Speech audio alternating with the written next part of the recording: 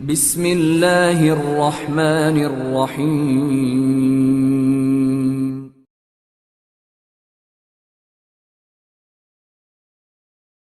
Termasuk kebodohan yang menjadi penyebab munculnya kepahaman-kepahaman yang salah, kepahaman-kepahaman baik yang kufur atau syirik atau bid'ah, atau kepahaman-kepahaman yang menyelisihi ulama-ulama dulu adalah kebodohan atau ketidaktahuan atau lemahnya kemampuan wawasan terhadap bahasa Arab. Kenapa?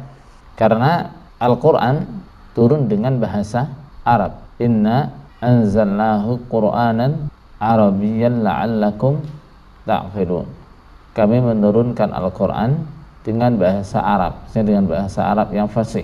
La'allakum ta'qilun, agar kalian berpikir, artinya berusaha untuk memahaminya.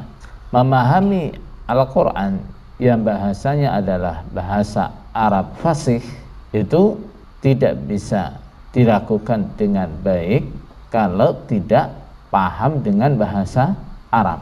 Begitu juga hadis-hadis Nabi, bahasanya juga bahasa Arab. Kitab-kitab tinggalan ulama-ulama, baik berupa syarah-syarah hadis, kitab-kitab fikih, kitab-kitab sejarah Islam, semua yang berkaitan dengan ilmu-ilmu Islam dibukukan dalam bahasa Arab.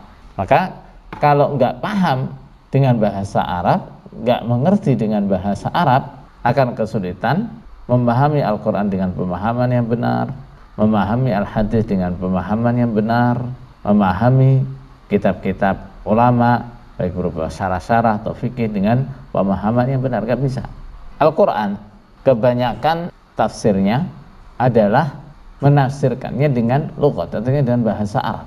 Kita tahu bahwa metode menafsirkan Al-Quran yang pertama urutannya adalah menafsirkan Al-Quran dengan Al-Quran. Kemudian setelah itu menafsirkan Al-Quran dengan sunnah atau hadis Nabi. Tidak dijumpai tafsirnya dari Al-Quran, tidak dijumpai tafsirnya dari sunnah Nabi. Tafsirnya kemana? Dicarikan tafsirnya di ucapan para sahabat. Tidak dijumpai penafsirannya di ulama-ulama sahabat, maka dicari tafsirnya di mana? Ucapan ulama-ulama tabi'in. Setelah semuanya tidak didapatkan, penafsirannya kembali kemana? Kepada bahasanya Al-Quran. Bahasanya Al-Quran bahasa apa? Bahasa Arab. Begitu kita cermati, ternyata tafsir yang diriwayatkan dari Nabi sangat sedikit, tafsir yang diriwayatkan dari sahabat juga sedikit, walaupun lebih banyak daripada tafsir yang diriwayatkan dari Nabi. Tafsir yang diriwayatkan dari tabi'in juga sedikit. Artinya kebanyakan penafsirannya Al-Quran adalah dikembalikan kepada bahasanya Al-Quran. Maka ketika seseorang tidak paham dengan bahasanya Al-Quran, tidak paham dengan bahasanya Al-Hadits, tidak paham dengan bahasa ulama-ulama, maka sangat mungkin atau sangat rawan dia terjerumus pada pemahaman-pemahaman yang salah. Mungkin ada yang mengatakan, ya kita cukup dengan mangkul saja, nggak ngerti bahasa Arab nggak apa-apa. Kalau ucapan ini diterapkan kepada awamun nas, artinya orang awam, ya nggak masalah. Memang orang awam tidak harus ngerti bahasa Arab. Tapi ketika yang punya prinsip seperti ini adalah para dai, orang-orang yang menempatkan dirinya sebagai penafsir Al-Quran, penafsir Al-Hadis, ya sangat fatal akibatnya. Orang mau menyampaikan tafsir Al-Quran, tafsir Al-Hadis tanpa mengerti bahasa Arab, sangat fatal akibatnya. Walaupun katakan dia mangkul, dan nyebutnya biasanya mangkul, potensi terjadinya kesalahan juga masih sangat besar. Apalagi yang ngajar gak ngerti bahasa Arab, yang diajar juga gak ngerti bahasa Arab. Potensi kesalahannya banyak sekali. Bisa dari kesalahpahaman yang menyampaikan. Yang nyampaikan gak gitu paham, diterangkan kepada muridnya, otomatis yang diterima muridnya juga salah. Atau yang nyampaikan sudah benar, yang terima yang salah, ngantuk, ngelamun, dan seterusnya. Kalau orang ngerti bahasa Arab, terjadi kesalahan-kesalahan dalam dia nerima, dia akan merasakan ada yang ganjil. Setidaknya begitu. Ada yang nggak pas. Ketika ada yang nggak pas, dia akan berusaha cari kembali kepada rujukannya. Gimana ini? Kok tadi kok keterangannya kok aneh? Tadi memaknainya kok aneh? Begitu. Tapi kalau yang nggak ngerti bahasa Arab gimana? Dikasih keterangan benar atau salah, dimanai benar apa salah, dia nggak ngerti.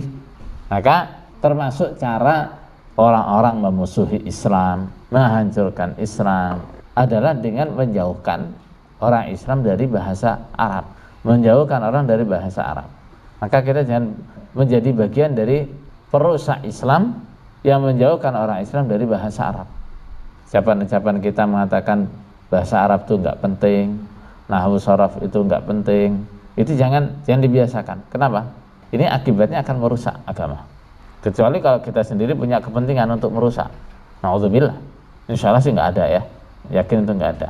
Tapi ini akibatnya akan merusak. Akan sangat merusak.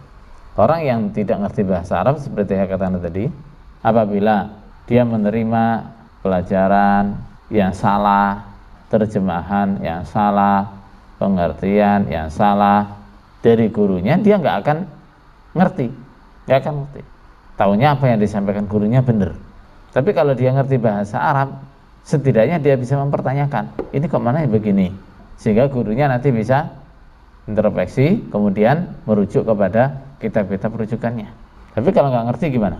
Gurunya maknai salah, nerangkan salah, ya ikut saja.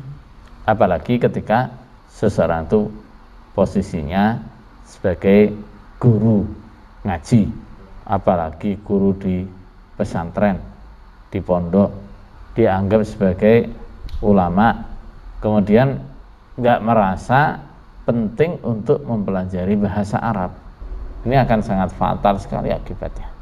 Dan terbukti banyak pengertian-pengertian, penafsiran-penafsiran, baik itu penafsiran ayat atau penafsiran hadits di kalangan kita yang salah.